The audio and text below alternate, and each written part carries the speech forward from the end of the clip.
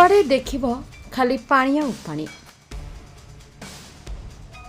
हाँ आज्ञा, आखिकी विश्वास होनतले भी यह निराट सत्य। एकर एकर चाष जमी वर्षा पानी रे सबु बुड़ी जाइछि। आउ लागुछि सते जेमिति चारिआडे समुद्र पलटि जाइछि। आउ बिचरा चाषी मुंडरे हाथ दे खाली कांदिबा छड़ा ता पाखरे आउ बा कोन अछि। आउ हमर नेता मंत्री एवं बड़ बड़ बाबू मानक पाखरे समय कहीं जे सेमाने आसे गाँ गाँ बोली चाषी मानकर होइतबा दुख दुर्दशा को देखिबे एवं तांकर समस्या को दूर करिवे। कथारे कहिछि चाषी हसिले दुनिया हसिब आउ चाषी कांदिले दुनिया कांदिब। हाँ आज्ञा, प्रबल वर्षारे वर्ष सारार परिश्रम ता आखि आगे उजुड़ी जाउछि, हेले चाषी ताको बंचाई पारुनाही।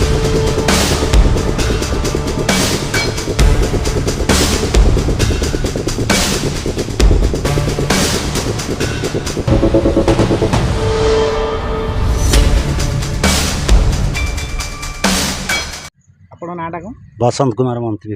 बर्तमान चाषी मानकर जो अवस्था बर्तमान चाष जो करते जो रोई थे जो मैंने तली पकई थे कौन ए वर्ष चाष पाइबे चाषी मैंने इंदाल पंचायतर समुदा हाराहारी 80% जलमग्न हो जाइए।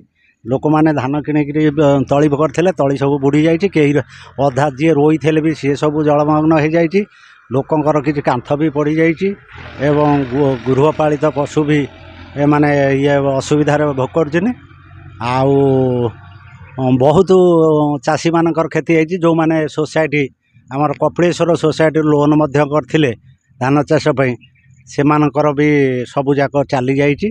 एबे भी धान बिहन किणले भी आउ करहब ना कहीं 160 दिनिया धान आउ करहबन कहीं से पाट जमी एरिगेशन वाला आसी नाले पानी छाड़ी दौर सटर पकई आमर कुड़ुसाई पाख सटर जहाँ पानी बोई जाऊँगी खानर कतुरु सेमती भोलाहाट पर्यंत जिते पानी जाऊँगी से इंदाल पाट देह को जाई पहुँचुची।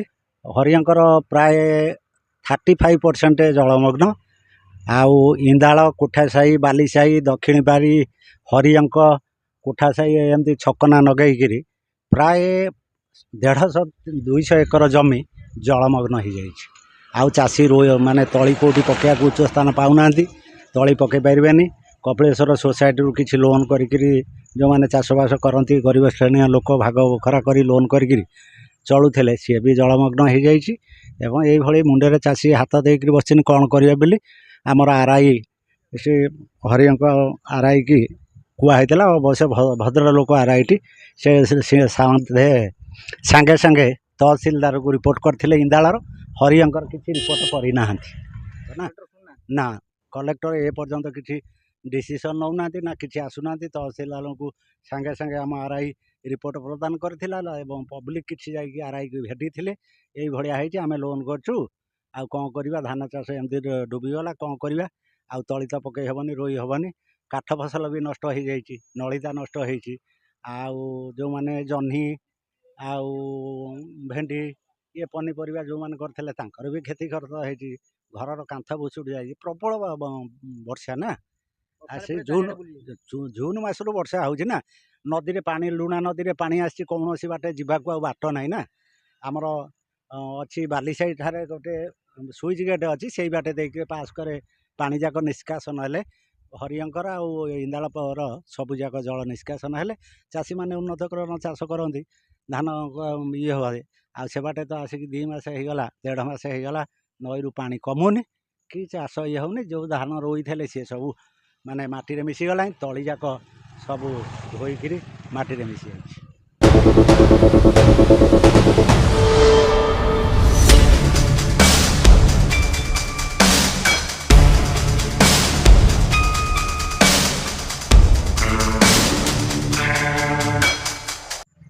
आपण नाटा मो ना नारायण मंत्री हर हरियंक। अच्छा बर्तमान जो प्रकार पानी रे सब चारिआडे बर्तमान उबुटुबु होउची चाषी माने कौन से विषय रे किसी सरकार जनइले ना कौन विषय कौन सी सांबादिक बा कौन सी सरकारी प्रतिनिधि आम पाक आसती जी आसती पंचायत ऑफिस उपरे बसी से चा पानी खाई जलखिया खाई जाती उच्च जमीर फटो उठाती।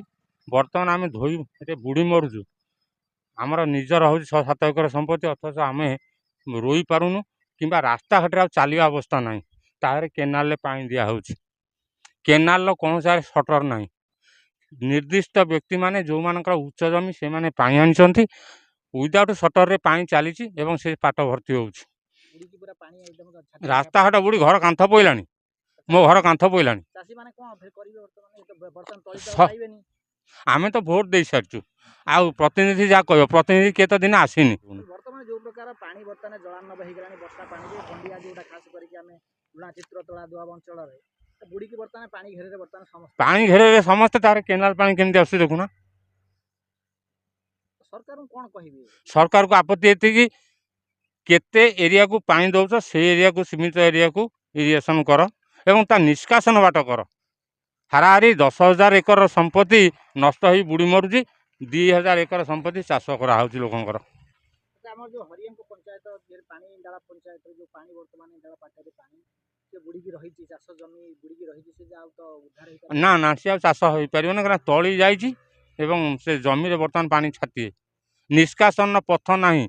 ଇନ୍ଦାଳ ପାଟ ଏବଂ ହରିୟଙ୍କ ଏ ଦୁଇଟାର ପାଣି ନିଷ୍କାସନ ପଥ ନାହିଁ।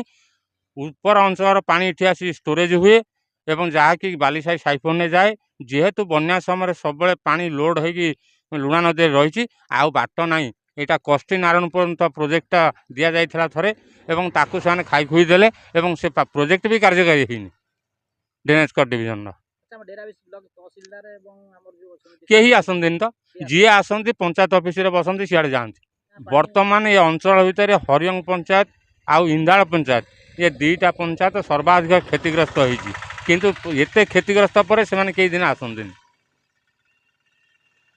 ଆଉ ହଠାତ୍ ତ ଆପଣ ଆସିଲେ, ନଚେତ ଚାଷୀ ସମୂହ ଚାହୁଁଛନ୍ତି କୌଣସି ମିଡ଼ିଆ ଜରିଆରେ ତାଙ୍କ କଥା ଉପସ୍ଥାପନ କରିବା ପାଇଁ। ଏକର ଏକର ଧାନ ଗଛ ପାଣିରେ ବୁଡ଼ି ସବୁ ପଚି ନଷ୍ଟ ହେବାକୁ ଲାଗିଲାଣି। ଏପରି ଦୁଃଖଦ ପରିସ୍ଥିତି ସୃଷ୍ଟି ହୋଇଛି କେନ୍ଦ୍ରାପଡ଼ା ଜିଲ୍ଲା ଡେରାବିଶ ବ୍ଲକ ଅନ୍ତର୍ଗତ ହରିୟଙ୍କ ଏବଂ ଇନ୍ଦାଳ ଗ୍ରାମ ପଞ୍ଚାୟତରେ। ବର୍ତ୍ତମାନ ହରିୟଙ୍କ ପଞ୍ଚାୟତ ହେଉ ଇନ୍ଦାଳ ପଞ୍ଚାୟତ, ଆପଣ ଯେଉଁ ବର୍ଷାର ଯେଉଁ ପ୍ରଭାବରେ ବର୍ତ୍ତମାନ ଆପଣ ଦେଖନ୍ତୁ, ଦେଖନ୍ତୁ କେତେ ଟୋଟାଲ ବର୍ତ୍ତମାନ ଧାନ ରୁଆ ହେଇଥିଲା, ଟୋଟାଲ ଏଇକ୍ଷଣି ଜଳମଗ୍ନରେ ଲିପ୍ତ।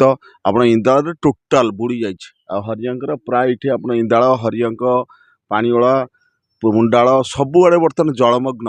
ତେଣୁ ଆପଣ ମାଧ୍ୟମରେ ଆମେ ଜଣାଉଛୁ ସରକାରଙ୍କୁ ଶୀଘ୍ର ଦୃଷ୍ଟି ଆକର୍ଷଣ କରାଯାଉ ଏବଂ ବିଭାଗୀୟ ଅଧିକାରୀ, ତହସିଲଦାର ହୁଅନ୍ତୁ କି ଏଗ୍ରିକଲଚର ଅଫିସର ହୁଅନ୍ତୁ, ଆର୍ଆଇ ହୁଅନ୍ତୁ, ଏମାନେ ଶୀଘ୍ର ତଦନ୍ତ କରି ସରକାର ରିପୋର୍ଟ ଦାଖଲ କରିବା ଦରକାର। କାରଣ ବର୍ତ୍ତମାନ ଚାଷୀ ବିଭିନ୍ନ ସୋସାଇଟିରୁ ଋଣ କରି ଆସି ଧାନ ଚାଷ କରୁଛନ୍ତି, ସେମାନେ ବର୍ତ୍ତମାନ ଯେଉଁ ମୁଣ୍ଡରେ ହାତ ଦେଇ ବସିଛନ୍ତି। ତେଣୁ ମୁଁ ଆପଣଙ୍କୁ ନିବେଦନ କରୁଛି, ଆପଣଙ୍କ ମାଧ୍ୟମରେ ସରକାରଙ୍କ ଦୃଷ୍ଟି ଆକର୍ଷଣ କରାଯାଉଛି, ଶୀଘ୍ର ଆର୍ଆଇ ଦ୍ୱାରା କି ଗୋଟା ଜଏଣ୍ଟ ଭେରିଫିକେସନ୍ କରାଯାଇ ଚାଷୀଙ୍କୁ ନ୍ୟାୟ ପ୍ରଦାନ କରାଯାଉ। ଯେଉଁ ପ୍ରକାର ପାଣିରେ ବୁଡ଼ିକି ବର୍ତ୍ତମାନ ଧାନ ରହିଛି, ଆଉ ତ ଚାଷୀ କେବେ ତାର ପାଇବନି। ଚାଷ ପ୍ରଶ୍ନ ଉଠୁନି, ଇଏ ତ ଇଏ ହେବାର ନାହିଁ। ଯଦି ପାଣି କମିଲା ପୁଣି କେଉଁଠି ତଳି ମିଳିଲେ ଅବଶ୍ୟ, ବର୍ତ୍ତମାନ ତଳି ତ ଏତେ ବଡ଼ ତଳି କେଉଁଠୁ ଆସିବ? ତେଣୁ ଆଉ ହେବାର ନାହିଁ, ଇଏ ପଡ଼ିବ ନିଶ୍ଚିତ। ଚାଷୀକି ଯଦି ସରକାର ନ ଦେବେ ଆତ୍ମହତ୍ୟା କରିବେ। ବର୍ତ୍ତମାନ ଋଣ ଭାର ବଢ଼ିଛି, ବର୍ତ୍ତମାନ ସୋସାଇଟିରୁ ଋଣ କରିକିନା ଆଣିକିନା ଚାଷ କରୁଛନ୍ତି। ସାଧାରଣ ଗରିବ ଲୋକ ଏବେ ଆସିବ କେଉଁଠୁ ପଇସା? ଏମାନେ ସୋସାଇଟିରୁ ଲୋନ୍ କରିକିନା, ଚାଷ ଋଣ କରିକିନା ଆଣିକିନା ବିଭିନ୍ନ ଧାନ ତଳି ପକେଇଥିଲେ, ଭଲ ହାଇବ୍ରିଡ଼ ଧାନ ଏବଂ ବଢ଼ିଆ ଏଇଠି ହେଇଥାନ୍ତା ଧାନ। କିନ୍ତୁ ବର୍ତ୍ତମାନ ଏଭଳି ଜଳମଗ୍ନ ଚାରିଆଡ଼େ ହେଇକି ଆଜି ନଷ୍ଟ ହେଇଗଲାଣି, ପଚିଗଲାଣି ଧାନ। ତେଣୁ ଆଉ ସମ୍ଭବପର ନୁହେଁ। ତେଣୁ ଶୀଘ୍ର ଗୋଟେ ଜଏଣ୍ଟ ଭେରିଫିକେସନ୍ କରାଯାଇ ସରକାରଙ୍କ ତରଫରୁ ଚାଷୀଙ୍କୁ ନ୍ୟାୟ ପ୍ରଦାନ କରାଯିବା ଦରକାର ଏବଂ ତାଙ୍କୁ ତାଙ୍କର କ୍ଷତିପୂରଣ ଦିଆଗଲେ ସେ ବଞ୍ଚିଯିବେ। ତେଣୁ ଦେଖିବାର ଅଛି ଯେ କେନ୍ଦ୍ରାପଡ଼ା ଜିଲ୍ଲା ପ୍ରଶାସନ ଏବଂ ଓଡ଼ିଶା ସରକାରଙ୍କ ତରଫରୁ ହରିୟଙ୍କ ଏବଂ ଇନ୍ଦାଳ ପଞ୍ଚାୟତର ଚାଷୀମାନଙ୍କୁ କି ପ୍ରକାର ସାହାଯ୍ୟ ସହଯୋଗ ପ୍ରଦାନ କରିବା ପାଇଁ ଉଚିତ ପଦକ୍ଷେପ ଗ୍ରହଣ କରୁଛନ୍ତି।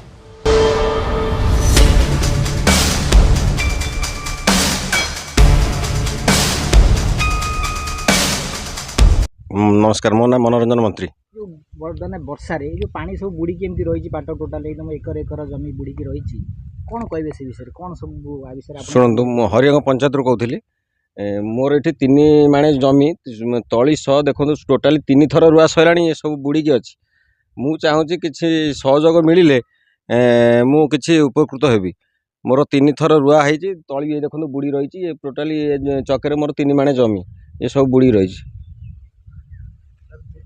ଆଚ୍ଛା ବର୍ତ୍ତମାନ ଏ ଯୋଉ ବର୍ଷାରେ ବୁଡ଼ିକି ରହିଛି ଏକର ଏକର ସମ୍ପତ୍ତି ବୁଡ଼ିକି ରହିଛି ଆଜ୍ଞା। ଚାଷୀମାନେ କ'ଣ ତାର ବିହନ ପାଇପାରିବେ ନା ଚାଷ ହେଇପାରିବ? ମୂଳରୁ ମୂଳ ଡାଳ ସମ୍ପୂର୍ଣ୍ଣ ପଳେଇ ଯାଇଛି। 3 ଥର ରୁଆ ହେଇଛି। ଆପଣ ଜାଣିଥିବେ ଧାନ ଟ୍ରାକ୍ଟର ଖର୍ଚ୍ଚ, ଏ ଯେଉଁ କାଦୁଅ ମୂଲ ମଜୁରୀ ଯାହା ହେଲାଣି 500 ଟଙ୍କା ନେଉଛନ୍ତି ମଜୁରିଆ, ତା ବାଦେ ଖାଇବା ତାଙ୍କ ବାବଦ ପାନ ଫାନ ସବୁ ଖର୍ଚ୍ଚ ଦିଆଯାଉଛି। ମାନେ ତଳି କିଣା ହେଉଛି, ତା ବାଦେ ବି ତଳି କିଣା ହେଲା ପରେ ବି ଯେଉଁ 2-3 ଥର ସେଣ୍ଡ ଜଗ ଇଏ ଜଗ ସବୁ ଜଗିଲା ପରେ ବି ଦେଖନ୍ତୁ ଧାନ କେମିତି ତଳି ବୁଡ଼ିକି ରହିଛି। ଏକରେ 3 ମାଣ ଜମି ମୁଁ 3 ଥର ରୋଇ ସାରିଲାଣି ବୁଡ଼ି ରହିଛି। ଆଉ କ'ଣ କରାଯିବ ଆଜ୍ଞା କହୁନାହାନ୍ତି ଆପଣ? ଆପଣ କେବେ ଜଣେଇଲେଣି କୌଣସି ଆପଣଙ୍କ ଆର୍ଆଇଙ୍କି ତହସିଲ? ଆର୍ଆଇଙ୍କି 3 ଥର ନଗେଇ ସାରିଲୁଣି, ଆର୍ଆଇ ଉଠୁନାହାନ୍ତି କିଛି। ଆର୍ଆଇ ଆମର କିଛି ମାନେ ଆସି ଆମ ସାଙ୍ଗରେ ଭେଟ କିଛି କରିନାହାନ୍ତି। ଆମେ ସରପଞ୍ଚ 2-3 ଥର ଜଣେଇ ସାରିଲୁଣି। ଆମେ ଚାହୁଁଛୁ ସରକାର ଦ୍ୱାରା କିଛି, ଆମେ ମୋହନ ଭାଇଙ୍କ ଦ୍ୱାରା ଆମେ କିଛି ସାହାଯ୍ୟ ପାଇବା ପାଇଁ ଚାହୁଁଛୁ। ସରକାର ମୁଁ କହିବି ଯେ ଚାଷୀମାନେ ଯେଉଁ ଭଳିଆ ଅଛନ୍ତି ଯେଉଁ ପରିସ୍ଥିତିରେ, ସିଏ କିଛି ଆସିକି ଦେଖନ୍ତୁ ଯେ କେଉଁ ପରିସ୍ଥିତିରେ ଚାଷୀ ଅଛନ୍ତି, ଅତି ନିମ୍ନମାନ ଭାବରେ ଅଛନ୍ତି, ବୁଡ଼ି ରହିଛନ୍ତି। କିଛି ସାହାଯ୍ୟ ତାଙ୍କ ତରଫରୁ ଆମେ ଚାହୁଁଛୁ ଯେ ମୋଦିଜୀ ସରକାର 500 କୋଟି ଟଙ୍କା ସାହାଯ୍ୟ କରିଛନ୍ତି। ଯଦି ମୋହନ ମାଝୀ ତାକୁ କିଛି ଆମକୁ କିଛି ସାହାଯ୍ୟ ଯଦି କରନ୍ତେ, ସେଥିରୁ କିଛି କିଛି ସମେତ ଚାଷୀ ଉପକୃତ ହୁଅନ୍ତେ। ଆଉ ଆମର ମୋହନ ମାଝୀ ଭାଇଙ୍କୁ ଏତିକି ଅନୁରୋଧ ଯେ କିଛି ସାହାଯ୍ୟ ତାଙ୍କ ଦ୍ୱାରା ପାଇଲେ, ହରିୟଙ୍କ ପଞ୍ଚାୟତ ସବୁ ମାନେ ଡୁବିକି ରହିଛି। ଆଉ 3 ଥର ଆଜ୍ଞା ଏକରେ ହେଲିକପ୍ଟର ବୁଲିଗଲାଣି, ଦେଖିକି ଇଏ ଗଲେଣି, କିଛି ଏପର୍ଯ୍ୟନ୍ତ ଚାଷୀଙ୍କର କିଛି ଉପକୃତ ନାହିଁ। ହେଲିକପ୍ଟର 17 ଥର ବୁଲିଗଲାଣି। ଆଉ ଆର୍ଆଇ ବି କିଛି ଆମର ଶୁଣୁନାହାନ୍ତି। ଆମେ ଚାହୁଁଛୁ ମୋହନ ଭାଇ କିଛି ସାହାଯ୍ୟ କରନ୍ତୁ। ଆପଣମାନେ ଦେଖୁଛନ୍ତି ମୋ ପଛପଟେ ଇଏ ହେଉଛି ସବୁ ବିଭିନ୍ନ ପ୍ରକାର ସବୁ ବିଲ ଲୋକମାନଙ୍କର ଏବଂ ଆଗରେ ମଧ୍ୟ ବିଲ ଅଛି, କିନ୍ତୁ ଟୋଟାଲି ଆଜ୍ଞା ଇଏ ହରିୟଙ୍କ ପଞ୍ଚାୟତ ଏବଂ ଇନ୍ଦାଳ ପଞ୍ଚାୟତ ପୁରା ପାଣିରେ ବୁଡ଼ି ଯାଇଛି ଏବଂ ଲୋକମାନଙ୍କ ଘରେ ପାଣି ପଶିଯାଇଛି। ଏ ପ୍ରକାର ପରିସ୍ଥିତି ବର୍ତ୍ତମାନ ଛାତିଏ ଛାତିଏ ଲେଖା ପାଣି ଏଠି। ଆଜ୍ଞା ଯେଉଁ ଚାଷୀମାନେ ଚାଷ କରିଥିଲେ ବର୍ଷକର ଆହାର ପାଇଁ, ସେମାନଙ୍କର ଚାଷ ଆଜି ଦେଖନ୍ତୁ ସବୁ ନଷ୍ଟ ହୋଇଯାଇଛି। ଭୟଙ୍କର ବର୍ଷାରେ ଯେଉଁ ପ୍ରକାର ଆଜି ପରିସ୍ଥିତି ସୃଷ୍ଟି ହୋଇଛି, ଆଜି ଦେଖନ୍ତୁ ଲୋକମାନେ ଚାଷୀମାନେ ମୁଣ୍ଡରେ ହାତ ଦେଇ କାନ୍ଦୁଛନ୍ତି। ତେଣୁ ଇଏ ଯେଉଁ ଘଟଣାଟି ବର୍ତ୍ତମାନ ଘଟିଛି, ଇଏ ହେଉଛି ଏ ସ୍ଥାନ ହେଉଛି କେନ୍ଦ୍ରାପଡ଼ା ଜିଲ୍ଲା 22 ବ୍ଲକ ସ୍ଥିତ ହରିୟଙ୍କ ଗ୍ରାମରେ। ତେଣୁ ଚାଷୀମାନେ ଆଜି ମୁଣ୍ଡରେ ହାତ ଦେଇ ବସୁଛନ୍ତି, ବାସ୍ତବିକ ଭାବୁଛନ୍ତି ଯେ ଆମେ କ'ଣ କରିବୁ, କାରଣ ଆଉ କୌଣସି ପ୍ରକାର ସେମାନେ ଚାଷ କରିପାରିବେ ନାହିଁ, କାହିଁକିନା ତଳି ମିଳିବା ବଡ଼ କଷ୍ଟକର ହୋଇଯିବ ଏବଂ ସେମାନେ ଚାଷ ପାଇଁକି ଆଜି ସାରା ବର୍ଷକ ପାଇଁ ଆଜି ସେମିତି ହାତରେ ହାତ ବାନ୍ଧି ବସି ରହିବେ। ତେଣୁ ସରକାରଙ୍କୁ ଏ ବିଷୟରେ ଧ୍ୟାନ ଦେବାକୁ ପଡ଼ିବ। ତେଣୁ ସରକାରଙ୍କୁ ଏବଂ ଆର୍ଆଇଙ୍କୁ ଏବଂ ଆମର ତହସିଲଦାରଙ୍କୁ ଏ ବିଷୟରେ ଦେଖିବାକୁ ପଡ଼ିବ ଏବଂ ତଦନ୍ତ କରିବାକୁ ପଡ଼ିବ। ଲୋକମାନଙ୍କର ଯେଉଁ ସମସ୍ୟା ଚାଷୀମାନଙ୍କର ଅଛି, ତାକୁ ନିଶ୍ଚୟ ଦୂର କରିବାକୁ ପଡ଼ିବ। କାହିଁକି ନା ଚାଷୀମାନେ ହେଉଛନ୍ତି ଆମ ଦେଶର ମେରୁଦଣ୍ଡ, ଆମ ରାଜ୍ୟର ମେରୁଦଣ୍ଡ। ତାଙ୍କ ପାଇଁକି ଆମେମାନେ ଖାଦ୍ୟ ଖାଉଛେ, ତାଙ୍କ ପାଇଁ ଆମେ ବଞ୍ଚିଛେ। ତେଣୁ ସେଥିପାଇଁ ଚାଷୀମାନଙ୍କୁ ଦେଖିବା ସରକାରର ପ୍ରଥମ ପ୍ରାଥମିକତା। ହରିୟଙ୍କ ପଞ୍ଚାୟତ, ଇନ୍ଦାଳ ପଞ୍ଚାୟତ, ଇଏ ଆକ୍ଚୁଆଲି ହେଉଛି ଆପଣଙ୍କର ଉତ୍ତରରେ ହେଉଛି ଲୁଣା ନଦୀ, ଦକ୍ଷିଣରେ ହେଉଛି ଆପଣଙ୍କର ଚିତ୍ରତଳା। ତେଣୁ ତାରି ଭିତରେ ଏ ଯେଉଁ ବଡ଼ ଦୋଆବ ଅଞ୍ଚଳ, ଏ ଅଞ୍ଚଳ ଆଜ୍ଞା ଟୋଟାଲ ବୁଡ଼ି ଯାଇଛି। ଏ ଯେଉଁ ଜଳମଗ୍ନ ବର୍ତ୍ତମାନ ପରିସ୍ଥିତିରେ ଅଛି, ତେଣୁ ସରକାରଙ୍କୁ ଆଦରେ ଧ୍ୟାନ ଦେବାକୁ ପଡ଼ିବ ଏବଂ ସରକାର ଆସି ଦେଖିକି ଏବଂ ଯେଉଁମାନେ ଚାଷୀମାନେ ବାସ୍ତବିକ ତାଙ୍କର କ୍ଷତି ହେଇଛି, ସେମାନଙ୍କୁ ସହାୟତା ପ୍ରଦାନ କଲେ ଚାଷୀମାନେ ନିଶ୍ଚୟ ଉପକୃତ ହେବେ। କେନ୍ଦ୍ରାପଡ଼ା ଜିଲ୍ଲା ହରିୟଙ୍କ ଗ୍ରାମ ପଞ୍ଚାୟତରୁ ବିଶ୍ୱ ନାୟକଙ୍କ ରିପୋର୍ଟ, ଜାଗ୍ରତ ଇଣ୍ଡିଆ ଲାଇଭ୍।